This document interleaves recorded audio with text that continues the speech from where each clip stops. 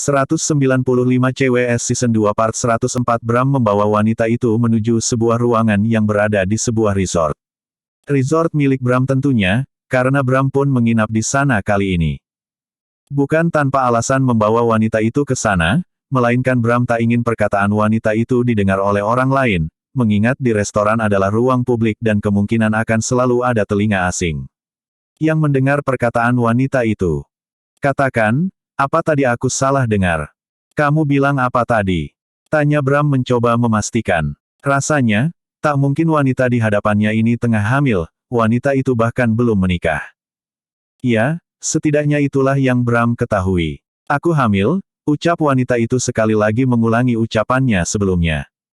Bram terdiam, dia menatap lekat mata sendu dan masih mengalir air mata dari mata wanita itu. Aku hamil, Bram. Dan dia tak ingin bertanggung jawab, ucap wanita itu, kemudian tangisnya pun pecah. Tubuh wanita itu bergetar hebat, merasakan kesedihan mendalam seraya membayangkan nasib dirinya dan anak itu.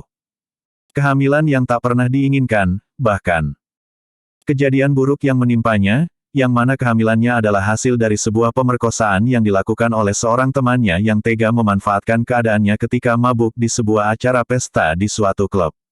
Bram terdiam, dia terus menatap wanita itu dan sepertinya apa yang wanita itu katakan memang benar. Ada rasa sedih mendengar nasib wanita yang pernah dekat dengannya di masa lalu itu. Apalagi mendengar pria yang menghamili wanita itu tak ingin mempertanggungjawabkan perbuatannya. Apa dia kekasihmu? Tanya Bram. Wanita itu menggelengkan kepalanya. Dia mengusap air matanya. Lalu, tanya Bram bingung. Aku diperkosa oleh pria itu temanku, dan kini aku hamil, ucap wanita itu, kemudian tangisnya kembali pecah. Bram tersentak, apa katanya? Diperkosa. Pria macam apa yang tega memperkosa seorang wanita, bahkan wanita itu hingga hamil dan gilanya setelah tahu hamil tetapi tak ingin bertanggung jawab. Bram menghela napas. Dia mendekati wanita itu dan berdiri dengan jarak yang cukup dekat dari posisi wanita itu. Kamu menginap di hotel mana? Aku akan mengantarmu, ucap Bram. Wanita itu mengangguk dan melangkah melewati Bram. Bram pun mengikuti wanita itu menuju sebuah hotel yang jaraknya tak jauh dari resort milik Bram. Bram mengantar wanita itu sampai di depan pintu kamarnya, kemudian sebelum pergi dia memanggil wanita itu. Siapa nama pria itu? Tanya Bram. Wanita itu mengerutkan dahinya mendengar pertanyaan Bram. Mengapa Bram menanyakan nama pria yang menghamilinya? Pikir wanita itu. Maksudku, temanmu, yang memperkosamu, ayah dari bayi itu, ucap Bram. Darren Franklin, ucap wanita itu. Baiklah, istirahatlah.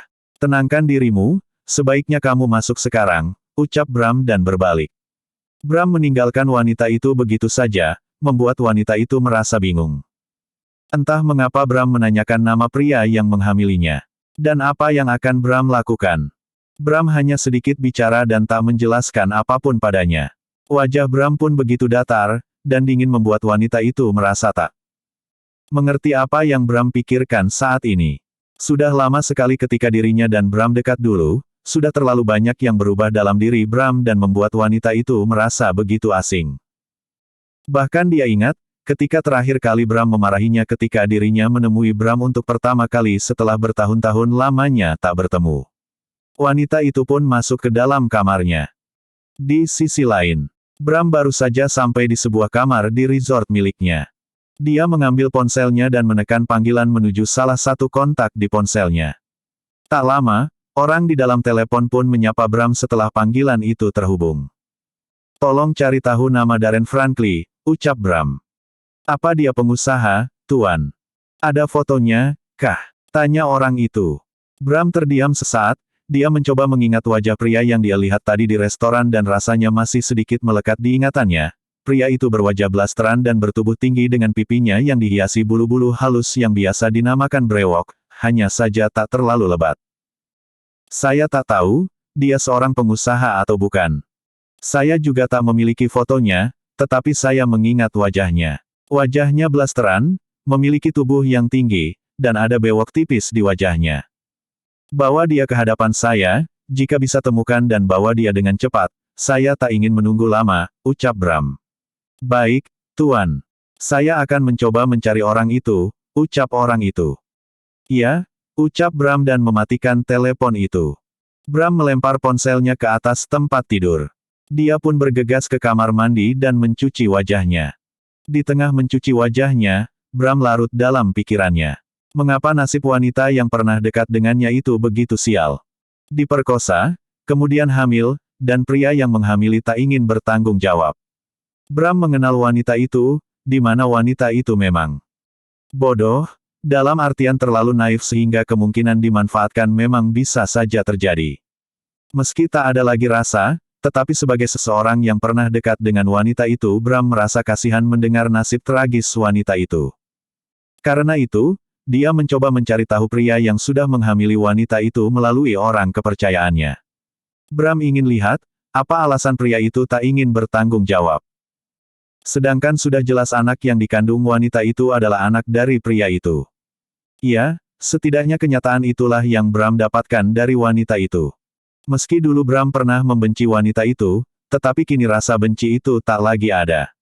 Perasaan itu sudah menghilang sejak lama, tepat setelah kehadiran Clara.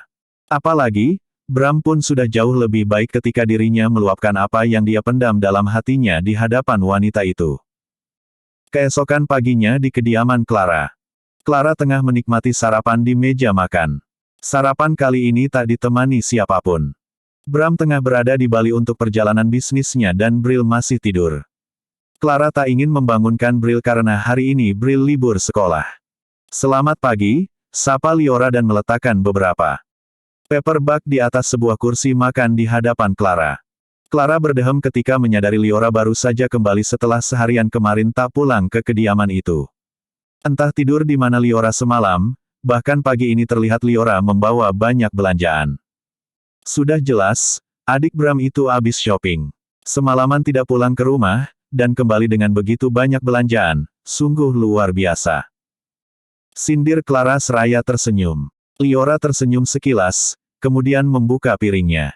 Liora akan mengambil sarapan tetapi Clara dengan cepat meletakkan tangannya di atas makanan yang akan Liora ambil. Clara mencoba mencegah tangan Liora agar tak sampai mengambil makanan tersebut. Tak ada sarapan, sebelum kamu memberikan nota belanjaanmu padaku. Ucap Clara penuh penekanan. Seraya menatap Liora seolah menantang Liora.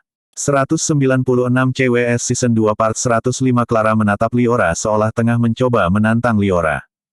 Liora mengerutkan dahinya seraya menatap Clara. Apa sebenarnya mau Clara? Clara selalu saja mencari masalah dengannya dan Liora tak mengerti apa salah Liora sebenarnya. Rasanya, apa yang Liora lakukan selalu saja membuat Clara terganggu. Liora menghela napas, kemudian dia tersenyum. Tak ada salahnya bukan, menunjukkan nota belanjaannya pada Clara. Bukankah lebih bagus, jika Clara tahu berapa total belanjaan orang kaya yang sebenarnya? Mungkin, setelah melihatnya Clara akan terkejut. Liora mengambil semua nota belanjaannya pasa Clara. Clara pun mengambilnya dan mengecek satu persatu. Setelah selesai mengecek semua nota belanjaan milik Liora, Clara pun tersenyum. Dia menyodorkan semua nota itu pada Liora dan Liora pun mengambilnya kembali. Apa kamu sudah puas? Tanya Liora. Kamu boleh sarapan, ucap Clara dan beranjak dari kursinya. Clara meninggalkan Liora di meja makan di tengah kebingungan Liora. Mengapa Clara terlihat santai saja setelah melihat semua nota belanjaan miliknya? Pikir Liora. Bahkan wajah Clara terlihat datar dan justru tersenyum. Liora menggigitkan bahunya. Dia benar-benar tak mengerti wanita macam apa sebetulnya Clara. Jalan pikirannya benar-benar tak bisa ditebak. Liora pun tak ingin ambil pusing, dia memilih menikmati sarapannya. Memikirkan Clara hanya membuatnya merasa bodoh. Di kamar, Clara mengambil ponselnya begitu terdengar dering ponsel miliknya. Ada panggilan video call masuk dan itu dari Bram. Clara pun menyentuh layar jawab dan menggesernya. Tak lama tampak wajah Bram di layar telepon Clara. Pagi, sayang, sapa Bram. Clara mengerutkan dahinya. Apa Bram mengigau? Sepertinya Bram baru saja bangun tidur. Terlihat sekali wajahnya layaknya seseorang yang baru saja bangun tidur. Bram. Clara memekik kencang, membuat Bram terperanjat, matanya terpejam, tangannya seraya menjauhkan ponselnya. Apa kamu sudah gila? Mengapa berteriak? Mengejutkan diriku saja. Kesal Bram, kemudian mengusap wajah kasar. Clara tersenyum tanpa merasa bersalah sedikit pun. Ternyata Bram benar-benar sudah bangun dan dalam keadaan sadar. Pasalnya, Clara merasa aneh ketika Bram memanggilnya sayang. Bram jarang sekali memanggilnya dengan sebutan sayang, karena itu Clara tak terbiasa mendengarnya. Aku pikir, kamu mengigau. Tumben sekali memanggilku sayang, ucap Clara. Astaga, yang benar saja. Apa kamu tak lihat, aku sudah bangun sejak aku menghubungimu. Jika aku masih tidur, mana bisa aku menghubungimu? Kesal Bram.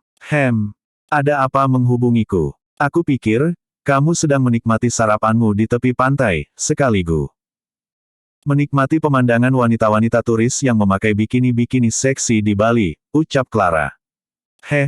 Yang benar saja. Aku tak tertarik melihatnya. Lebih baik aku melihat wajah istriku di pagi hari, ucap Bram. Clara pun tersenyum. Bagaimana keadaanmu? Apa kamu sudah jauh lebih baik? Tanya Bram.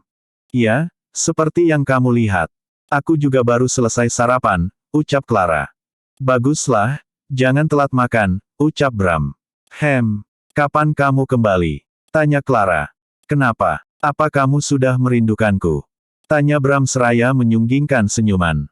Tidak, biasa saja. Aku hanya bertanya, ucap Clara. Membuatku tak bersemangat untuk pulang saja. Apa sebaiknya aku tinggal lebih lama di Bali? Aku akan pulang ketika istriku sudah merindukanku, ucap Bram. Ya, sekalian saja tak usah pulang. Tegas Clara membuat Bram dengan refleks terkekeh. Istrinya itu membuatnya gemas, jika saja Bram ada di dekat Clara, Bram sudah akan menerkam Clara. Sayangnya, Bram tak bisa melakukannya karena jarak yang ada di antara dirinya dan Clara. Pulanglah dengan cepat, aku menunggumu, ucap Clara. Menungguku, tetapi tidak merindukanku, sama saja tak membuatku bersemangat. Aku malas untuk pulang, ucap Bram seraya memasang wajah yang dibuat seakan dirinya marah pada Clara. I miss you, ucap Clara, dan membuat Bram hening. Bram terdiam, dia tersenyum ketika Clara mengulangi pernyataan rindunya terhadap Bram. Aku akan pulang, tunggu aku, ya, ucap Bram seraya tersenyum. Clara mengangguk seraya tersenyum. Jadi, apa ada yang kamu inginkan? Sesuatu mungkin. Agar aku membelikannya untukmu dan membawanya ke Jakarta, ucap Bram. Tidak, sebetulnya aku ingin yang lain, tapi, Clara menghentikan ucapannya. Rasanya, akan sangat menyenangkan jika mengerjai Bram. Tapi, apa? Tanya Bram penasaran. Tak apa. Tak jadi, aku ragu mengatakannya, ucap Clara. Apa? Katakan saja. Pinta Bram. Aku ingin tas yang aku lihat di Paris saat kita bulan madu. Tapi, itu terlalu mahal, ya, Clara tersenyum, dia tak benar-benar menginginkan tas itu, tetapi dia hanya ingin mengerjai Bram. Clara ingin tahu, seperti apa respon Bram ketika tahu keinginan Clara akan tas itu. Apakah Bram akan membelikannya, atau tidak? Pasalnya, ketika Clara melihat nota belanjaan Liora tadi, Clara pun menyadari bahwa kartu kredit yang Liora pakai adalah kartu kredit tanpa limit. Bukan iri, melainkan Clara hanya ingin tahu saja, apakah Bram akan memberikan apa yang dia inginkan. Bram hanya tersenyum, dia tak mengatakan apapun membuat Clara merasa yakin bahwa Bram takkan membelikannya. Clara cukup mengetahui saja respon Bram, dia pun takkan pernah memaksa Bram agar mau membelikan tas yang Clara maksud. Tunggu aku malam nanti, aku akan sampai di Jakarta, ucap Bram. Ya, baiklah. Hati-hati, Bram, ucap Clara. Ya, oh ya, Clara. Clara mengerutkan dahinya ketika melihat Bram tersenyum dan mendekatkan bibirnya ke layar ponselnya. I miss you too, ucap Bram pelan, kemudian panggilan video itu berakhir. Clara tersenyum, tingkah Bram benar-benar seperti anak-anak. Membuat Clara menjadi gemas. Clara menyimpan ponselnya, bergegas menuju lemari pakaiannya dan memilih pakaian yang akan dia pakai untuk nanti malam. Anggap saja untuk menyambut Bram. Rasa kesalnya seolah hilang pada Bram atas kejadian kemarin malam. Tetap saja, ketika berada jauh dari Bram membuat Clara merasa rindu. Ya, begitulah cinta. Terkadang terasa biasa saja ketika kita dekat dengan seseorang yang kita cintai. Namun, Ketika jauh hati kita seolah begitu dekat sehingga muncullah rasa rindu. Selesai memilih pakaian, Clara keluar dari kamarnya. Dia akan melihat Bril sudah bangun atau belum. Kebiasaan Bril akan bangun cukup siang ketika sekolahnya libur. Clara memasuki kamar Bril, dia mengerutkan dahinya ketika melihat Liora ternyata sudah berada di kamar. Bril. Entah sejak kapan Liora berada di sana, seingat Clara, Liora tengah sarapan di lantai bawah. Clara berniat mendekati Bril dan Liora yang saat ini tengah duduk di tempat tidur. Namun, langkahnya terhenti ketika mendengar ucapan Liora. Clara mengepalkan tangannya. Clara pun mengurungkan niatnya dan bergegas keluar dari kamar Bril. Bersambung. Terima kasih.